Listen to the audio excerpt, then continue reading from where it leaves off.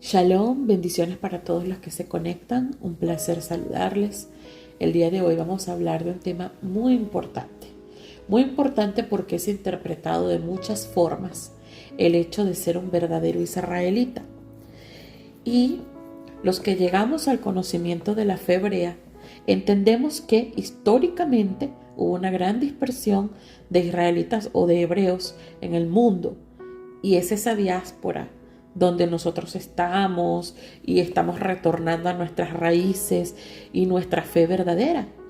Y eso es una realidad y es una verdad. Lo llaman el Israel disperso en las naciones. Entonces, a partir de ahí nos empezamos a llamar israelitas. Pero hoy quiero enseñarte algo que el Padre me reveló o me enseñó, vamos a decirlo así, en esta mañana, en esta madrugada. Él me enseña que más allá de la identidad como pueblo de Israel y más allá de identificarnos con algunas de las tribus de nuestro pueblo, no todos pueden llamarse israelitas, porque para tener este título con toda propiedad, solo unos pocos logran ser dignos de alcanzar ese nombre.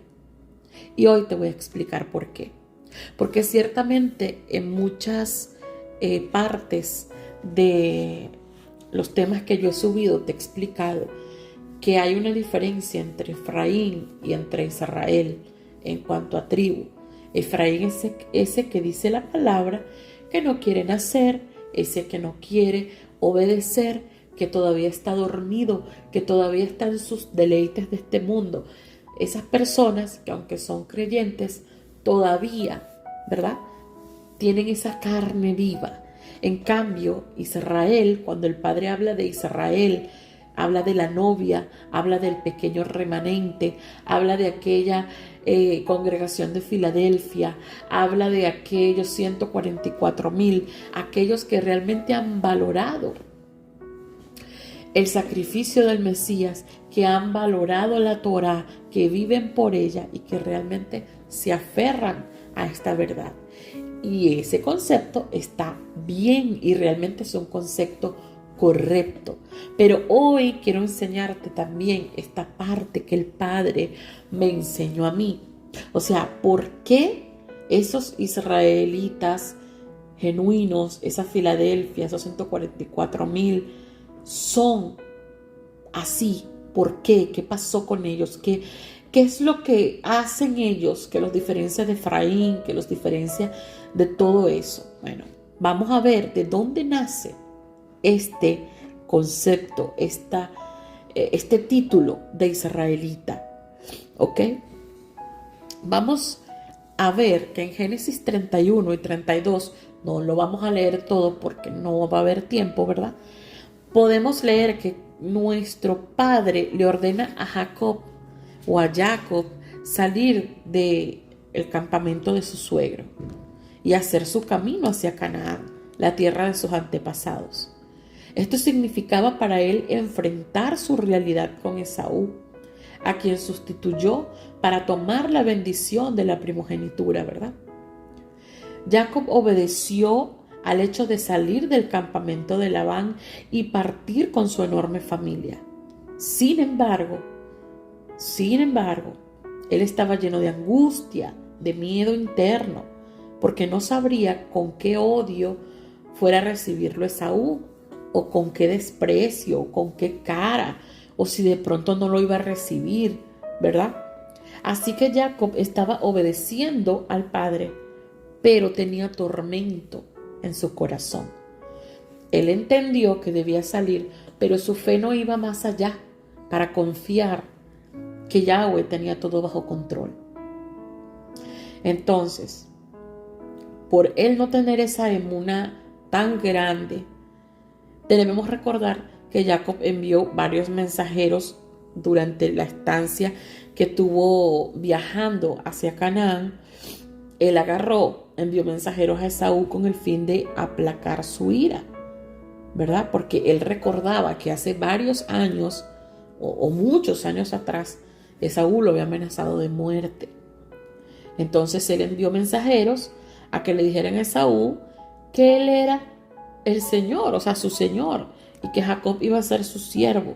Como una forma de devolver, no de devolver su primogenitura, pero sí de hacerle ver que él tenía un respeto y que estaba arrepentido. También le mandó regalos, presentes, que podían ser animales, ¿verdad? Compartiendo la riqueza con su hermano. Dividió el campamento en dos. Por si acaso había una pelea, una parte del campamento lograra salvarse. Pasó el pueblo para atravesar un arroyo que estaba un poco, digamos, atravesado allí, pues en el medio, para que se dificultara a Esaú el paso por si acaso venía a ser algún ataque inesperado. O sea, todo lo que hizo Jacob fue en sus fuerzas, tratando de proteger lo que tenía y también de tener paz con su hermano, pero en sus fuerzas, en su falta de fe y producto de sus temores, ¿verdad? A pesar de que él tenía una orden de Yahweh y una promesa en sus lomos, él aún seguía dudando. Y aquí, justamente aquí, es donde vamos a entrar al punto que quiero y donde vamos a leer. Génesis 32, versos 22 al 32.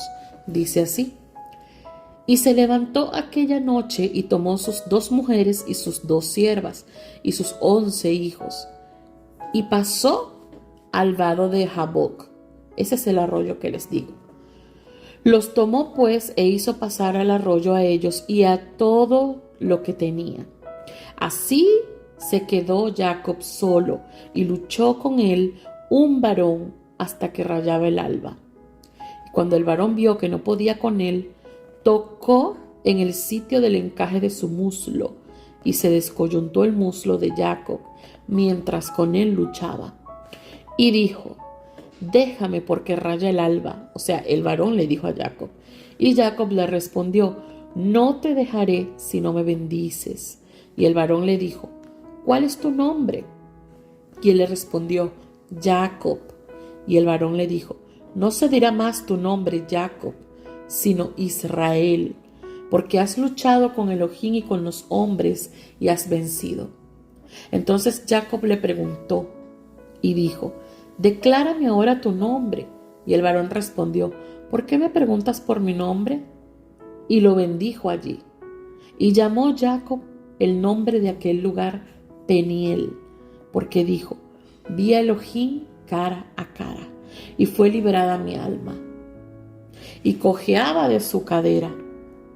Por esto no comen los hijos de Israel hasta hoy en día el tendón que se contrajo, el cual está en el encaje del muslo, porque tocó a Jacob este sitio de su muslo en el tendón que se contrajo. Jacob necesitó estar solo. Quizá en ese momento de soledad él estaba orando, quizá estaba pensando en su angustia. Eso la Biblia no lo relata, pero es algo lógico, ¿verdad? Porque él hizo todo lo que había hecho en su carne y estaba desesperado porque ya iba a llegar el momento del encuentro con Esaú. Entonces, en ese momento de soledad fue justo cuando se le presenta ese varón que podemos describir como el ángel de Yahweh, porque él dice allí que vio a Yahweh cara a cara prácticamente.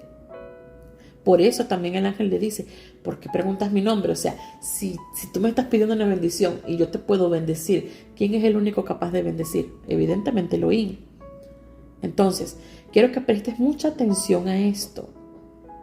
Jacob luchó con ese varón toda la noche hasta rayar el alba. Horas y horas luchando para ser bendecido. Y yo quiero que imaginemos un escenario, o sea, que imaginemos ese momento de Jacob arrastrándose y agarrando los pies de ese ángel, de ese varón, y la fuerza con que debe tener este varón. Lo tiraba al piso, se lo quita de encima y vuelve. Jacob se levanta, lo agarra, lo retiene, corre tras él, le grita, le ruega que lo bendiga, lucha incansablemente, aferrándose a ese ser.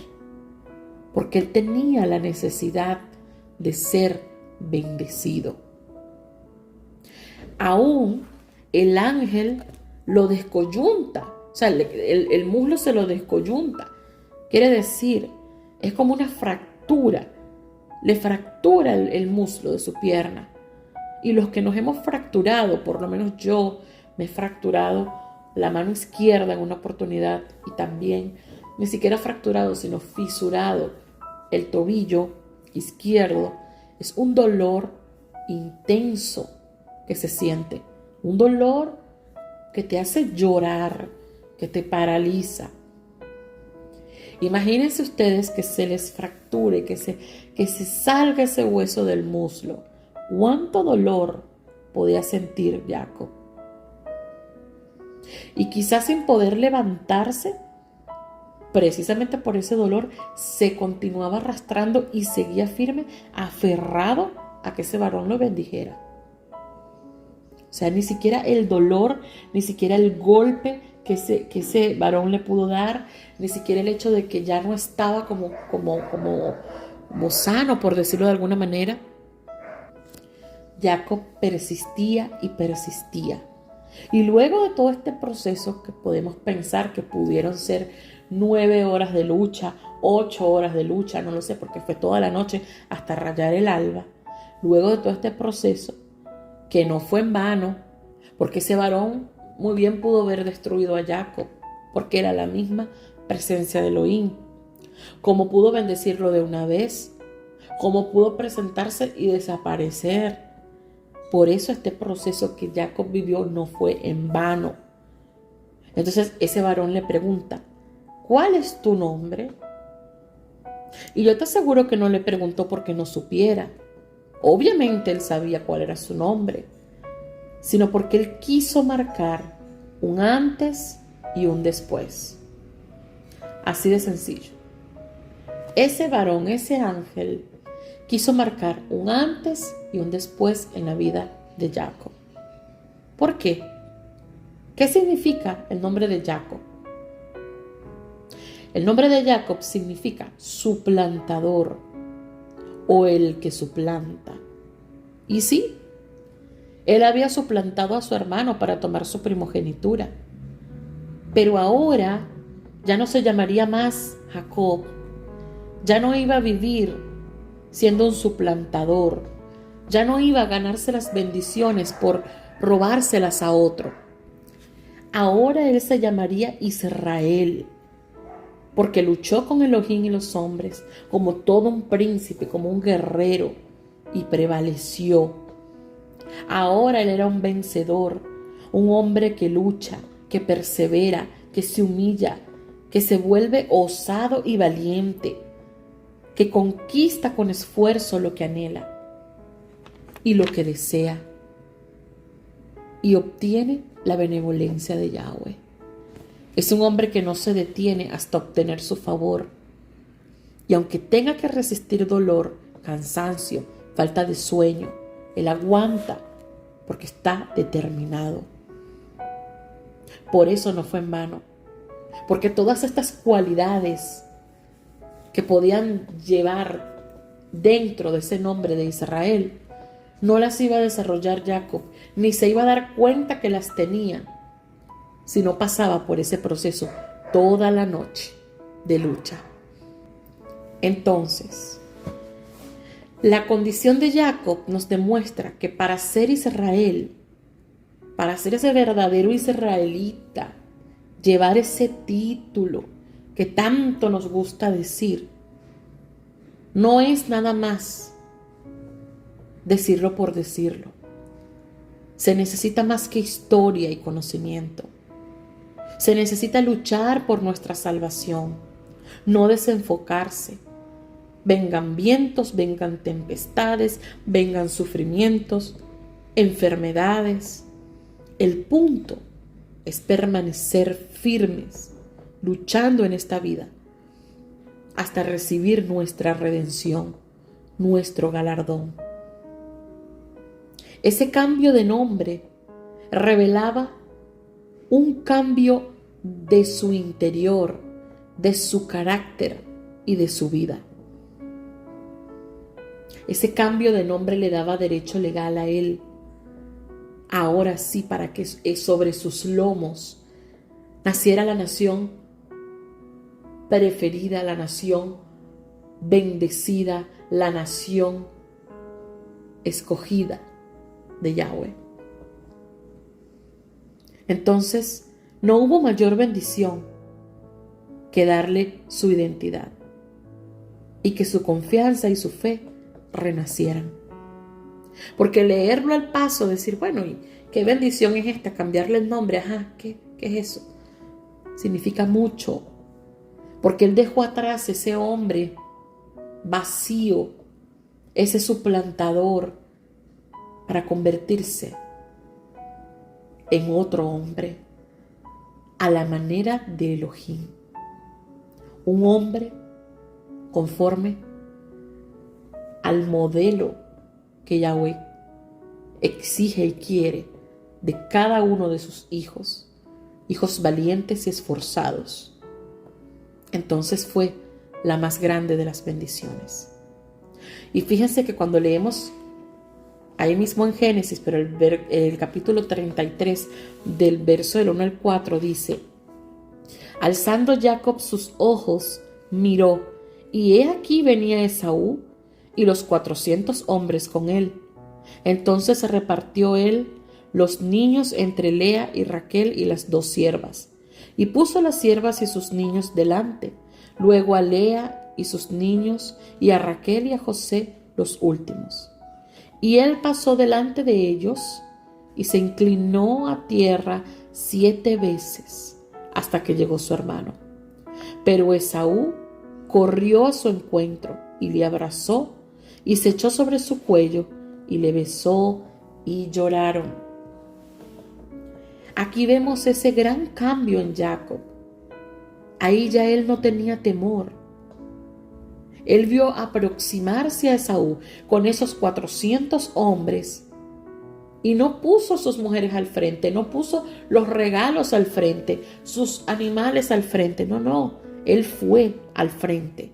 Él dio la cara. Se arrodilla 7 veces en demostración de su humillación, de su rendición, de su perdón, de su disculpa, de que estaba en paz y estaba dispuesto a lo que fuera. Dispuesto a lo que fuera, porque ya él tenía una nueva identidad. Y él iba a vivir de ahora en adelante, no como un suplantador, sino como un vencedor, como Israel. Y hoy yo quiero que tú, que dices ser Israel, que dices ser israelita,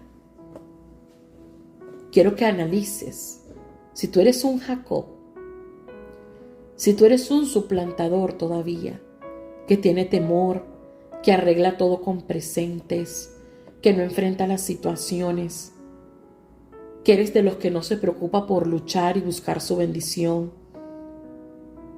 Tú madrugas, tú oras, tú ruegas que su Torah sea hecha en tu vida, estudias con pasión las Escrituras, te estás preparando para enfrentar la tribulación que viene.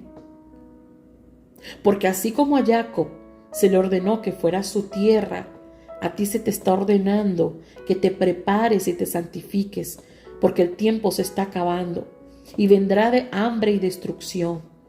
Y si tú no eres mudado o mudada a la identidad de un verdadero israelita, tú no vas a poder permanecer firme y por consiguiente no vas a poder ser salvo. Hoy yo te invito a que tu oración sea decir: Padre, no te suelto hasta que me bendigas, y que clames con tus entrañas por un verdadero cambio en ti. Y sí, quizá no vas a ver un ángel para agarrarte y pasar toda la noche aferrado peleando, pero sí vas a ver muchas situaciones, muchos puntos claves en tu vida que te sacarán lágrimas, que te exasperarán, que te decepcionarán. Y son esos puntos donde tú ves la mano de Yahweh probándote para ver hasta cuánto tú soportas, para ver si verdaderamente sacas lo que hay dentro de ti y te conviertes en un verdadero Israel. Porque cada situación que Yahweh permite en tu vida es con el fin de transformarte. Así que ya basta de excusas, ya basta de escudarte en que las situaciones están muy difíciles. Aprovecha cada situación para realmente tú ser esforzado y valiente, entendiendo que cada una de ellas te acerca mucho más a tu verdadero valor, a tu verdadera identidad. Despiértate, tú que duermes, y te alumbrará Mashiach, dándote un nuevo nombre, dándote tu verdadero propósito, convirtiéndote en el verdadero Israel.